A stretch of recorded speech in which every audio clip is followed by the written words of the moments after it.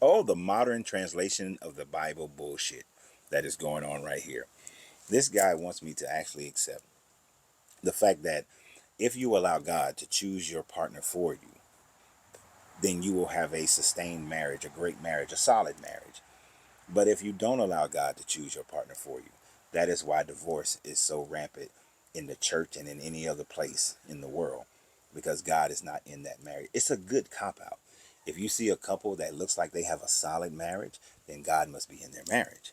If you have a couple whose marriage ends in divorce or you see strife in it, then God is not in that marriage because they chose instead of letting God choose for them.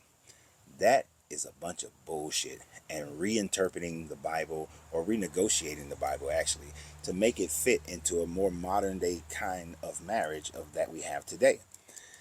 One of the things that I did not talk about too much in my video I did yesterday about what is a biblical marriage is the fact that in every aspect of the time frame that the Bible was written, the cultures of that day did not believe or have the institution of marriage as something that people had a choice in, especially the woman. That's the part I omitted, which hopefully would have stopped this comment if I had said it.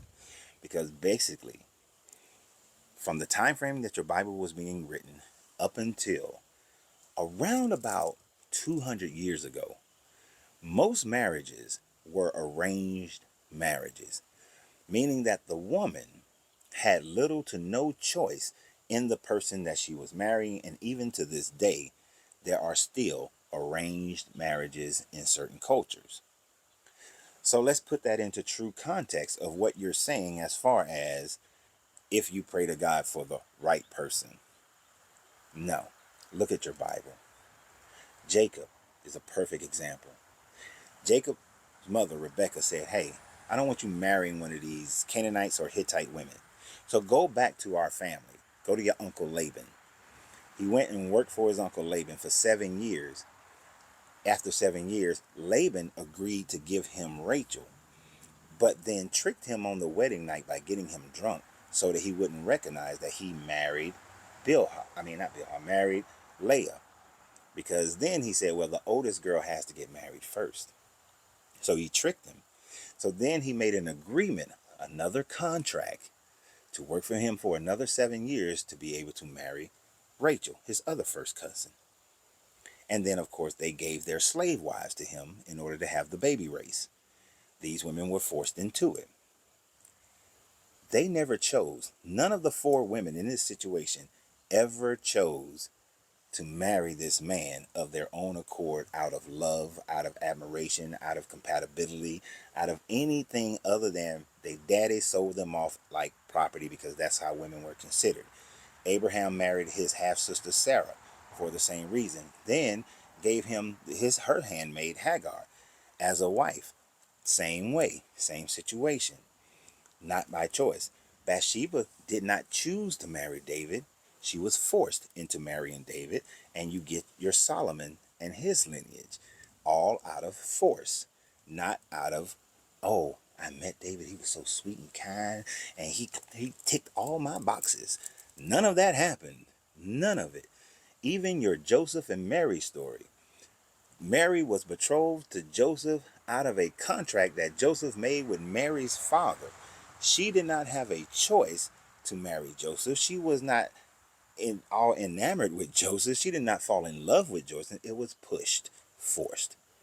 So marriages in your Bible, the woman has no choice. There is no looking to God for that. It was the groomsman having a conversation with her daddy, and they forced them girls to marry. Now, let's look at modern marriages for a second here.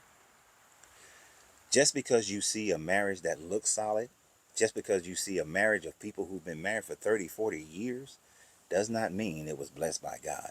One of the things I find quite irritating is when people say that my grandparents, they were married, and I'm 52, my grandparents, they were married for 50, 60 years until they died. They stayed together. Marriages stayed together back in the day. Marriages stayed together prior to the 1970s because women did not have as many rights as they gained after the 1970s. Women didn't have the financial ability, for the most part, to be able to afford a divorce. If a woman got a divorce prior to the 1970s, most of the time she would find herself, one, to be ostracized by the community that she lived in, and two, she was not, there was a glass ceiling for the amount of money a woman could make back then. They weren't as many opportunities in the STEM technology, well, you know what I mean, in the STEM areas of work. There weren't, though, you didn't have women chemists and biologists and doctors and lawyers. You didn't have many of those. Those opportunities weren't there for women in the same way. But as women have been able to financially take care of themselves, then the divorce rate certainly goes up, because why would a woman stay with a man who's not treating her properly, who's physically abusive or mentally abusive, when she can afford to go live on her own? Most of the time prior to the 1950s, if a couple got divorced, the child or children stayed with the husbands. So therefore, women didn't even have that added benefit of being able to say, well, I need some child support, because child support wasn't invented back then, didn't have it. So no, didn't have those kinds of things going around. So women were pretty much forced to stay in abusive situations regardless of it. That's why you had a bunch of men back in the day, and it still happens today, but back in the day, it was normal for a man to have a whole nother family, have another woman on the side, and the wife knows about it. But if that woman had a child, they would often take the child and bring him and have his wife raise that child. That thing happened. It happened in my family. And I didn't even realize it until I was an adult, when I started thinking, wait a minute, that's my grandmom, that's my granddaddy. My mom is the oldest. These two boys, they're younger than her, but they're not from my grandmother. But they grew up in and out of the house. Very interesting. Yeah, it was still happening up until this day. I'm pretty sure, I can't say for definite, but if things were different, my grandmother probably would not have put up with that sort of thing and would have separated from my grandfather. I'm pretty damn sure. And that means some of my aunts and uncles later on wouldn't have been born, but I'm pretty sure it wouldn't have happened, because women didn't have that ability. So just because they were married till death did them part, did not mean that their marriage was God ordained. No, all marriages, all marriages are human ordained, human created, human decided.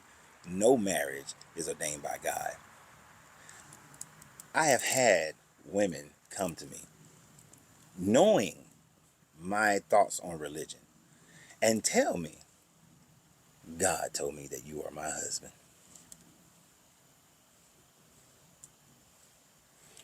Them relationships didn't work at all.